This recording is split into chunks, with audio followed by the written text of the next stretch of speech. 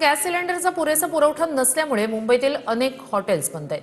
मुंबईच्या करी रोड परिसरातील अनेक हॉटेल्स बंद आहेत, तर काही ठिकाणी हॉटेलचा मेन्यू कमी केल्याची माहिती आहे। दरम्यान गॅस सिलेंडर अभावी इलेक्ट्रिक शेगडीवर स्वयंपाक करावा लागत असल्याचं हॉटेल चालकांनी सांगितलंय।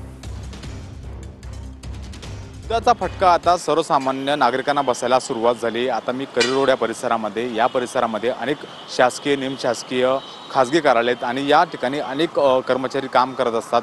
दुपारची वेळ असते आणि या ठिकाणी बरेचसे हे फेमस हॉटेल आहेत। त्या ठिकाणी लोक जे कर्मचारी जेवण करायला येत असतात, गॅस मिळत नसल्याने हा संपूर्ण हॉटेल बंद असल्याचे आपल्याला पाहायला मिळतात। या ज्या कमर्शियल गॅस आहेत त्याचा तुटवडा निर्माण झाला आहे आणि त्याचा फटका हा सर्वसामान्य हॉटेल आहेत त्यांना पण बसतोय आणि नागरिकांना सुद्धा बसतोय। आपण बघू शकतो की हे हरिओम डायनिंग हॉल आहेत आणि या ठिकाणी सुद्धा याचा फटका बसायला आपल्याला पाहायला मिळतोय।